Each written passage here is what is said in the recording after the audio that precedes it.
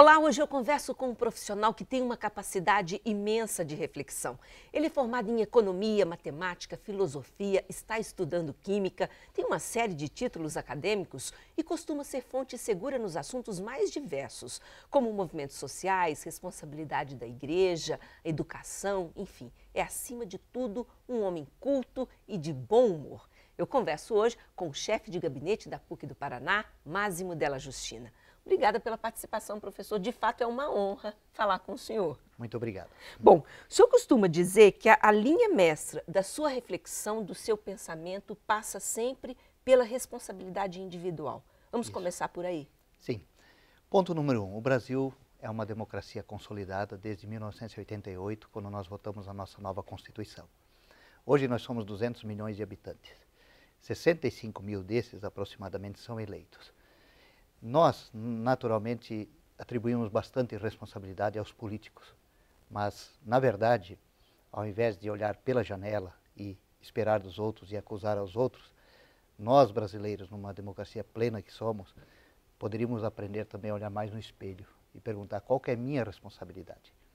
A minha responsabilidade em todas as instâncias, em todos os instantes, não só na política, mas também onde eu trabalho, com minha família, onde eu convivo, no clube de futebol, na ONG e tudo mais.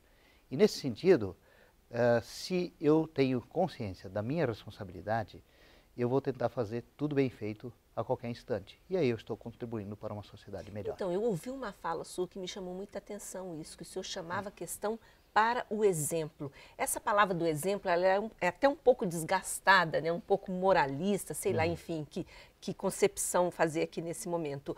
Mas o que o senhor chama desse exemplo, dessa postura que a gente tem que ter, que passa também pela ética, né? Sim.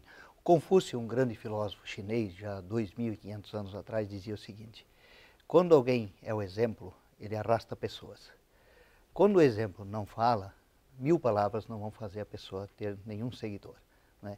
Então, nesse sentido, o que acontece? Nós temos falta de pessoas em quem se apegar, em que a gente possa se apegar hoje na sociedade. Obviamente, alguns se destacam. Você tem jornalistas, você tem profissionais da mídia, você tem jogadores de futebol, você tem também políticos, poetas e tudo mais. Mas, no geral, se nós fôssemos contar nos dedos das duas mãos, quais são os 10 brasileiros que mais nos inspiram e que qualquer indivíduo diria, eu gostaria de ser igual àquela pessoa, seguir aquele exemplo, nós temos... A gente tem dificuldade. A gente tem dificuldade, né? Novamente, volto à questão da responsabilidade individual. E aqui eu faço uma alegoria.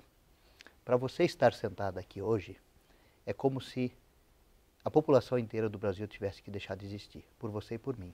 Porque no ato da fecundação humana, essa coisa maravilhosa que Deus fez, né, um óvulo é fecundado por um espermatozoide. E a gente sabe que ganhou a corrida de 200... Milhares de outros perderam a chance, deixaram de 200 existir. milhões. De 200 milhões. Milhões, verdade. Então, existir é um privilégio.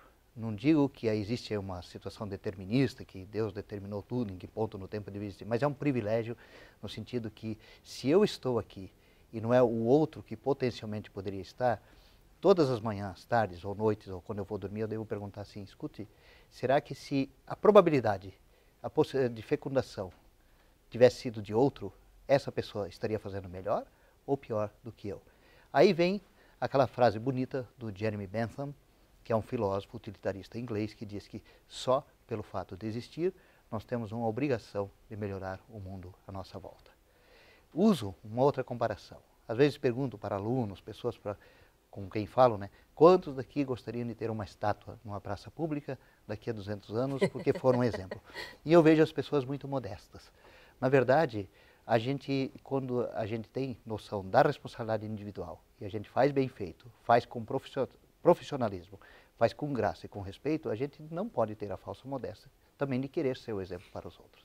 E ter uma missão, né? Acho que isso passa também por você ter uma missão.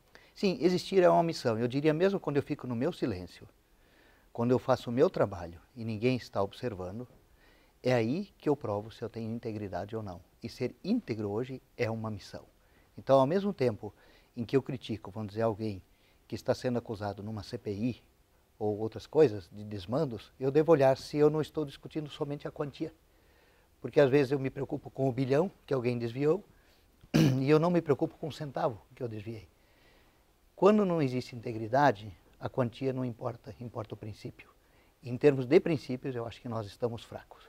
Aí temos que recuperar a responsabilidade individual, que, aliás, todas as igrejas pregam, né? A gente aprende na escola, a gente aprende na família e a gente aprende a vida toda, né? Ser íntegro o tempo todo.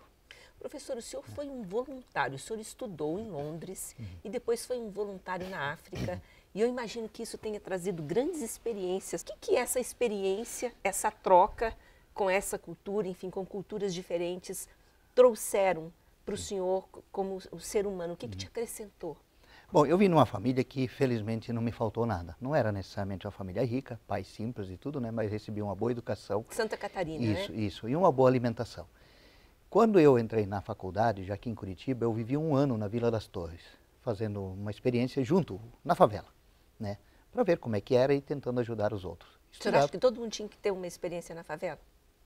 O senhor falou isso, que é bom. Eu acredito que pelo menos gente crescer. Pisar um dia lá, olhar, né? Porque quem está lá é irmão da gente. A gente às vezes pensa que porque eu estou vestindo uma roupa diferente do outro, porque eu falo um linguajar mais erudito, eu sou mais do que o outro. Não.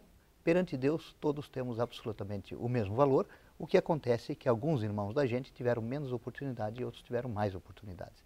Eu até recomendo, se as famílias pudessem, dar uma volta numa favela. Claro, vai em região segura, né? Ninguém vai se expor. Mas para perceber que quem trabalha lá, às vezes, é o nosso pedreiro, é a nossa zeladora, né? É o motorista do nosso ônibus, é o nosso cobrador. E até em funções mais de destaque mesmo na sociedade, as pessoas moram lá e são irmãos da gente, né? Então, voltando novamente à ideia. Quando se é jovem, também não custa nada, ou em qualquer parte da nossa idade, né? Podia ser agora também, não nos custa nada nos doar aos outros, porque tudo que você faz de bom volta também em dobro, em triplo, né? Então o que acontece? A Zâmbia, ela é uma ex-colônia britânica, é a antiga Rodésia do Norte. Fui trabalhar também numa favela de 30 mil habitantes, entre 1988 e 1991. Foi uma experiência fantástica, eu acho que eu aprendi mais do que eu trouxe e fui muito bem tratado pelos africanos. Foi um exercício de humanismo e foi uma verdadeira conversão. E o senhor teve momentos de risco ou de apuro? Não? Sim, tivemos, porque nesse ambiente nós tivemos, por exemplo, um surto de tifo. Tifo mata em 3 dias, né? Sim. Nós tínhamos uma pandemia de HIV, claro que aí as formas de contaminação podem ser evitadas, né? Tínhamos problema de tuberculose e tudo mais. E, como de Curitiba até São José dos Pinhais, a uma distância, no antigo Zaire, que hoje é a República Democrática do Congo, nós tínhamos ébola, ou ebola, não sei como se pronuncia aqui, né? Então, riscos de saúde, sim. Riscos de vida, não. Me cuidavam muito bem. Quando saía da casa, os meninos cuidavam da minha casa, qualquer pessoa que se aproximava, eles perguntavam o que queria fazer. E diga-se de passagem, o africano ele tem uma alma muito bonita. Era tudo cheio de humor. Eles são alegres, né? São alegres. Daí eu entrava, né, fazia piadas, até, por exemplo, eu tinha um cabelo bastante ruivo, eu tinha barba ruiva, eles me chamavam de Makissimo Muina Chetani, literalmente, né, porque não conseguia falar Máximo, eu falava Makissimo. E significa Makissimo Muina Chetani, quer dizer, Máximo, homem Satã. Daí eu brincava, dizia assim, mas eu não sei se eu sou parecido ao Satã, porque nunca vi, né? Então, as brincadeiras assim, então foi muito interessante. A gente usava a cultura local também para dar, vamos dizer assim, o recado que a gente precisava dar. Bom, eu vou fazer um breve intervalo e daqui a pouquinho eu volto conversando com o professor Máximo. Nós vamos falar mais sobre economia, vamos falar de educação e também de fé. Fique aí, já voltamos.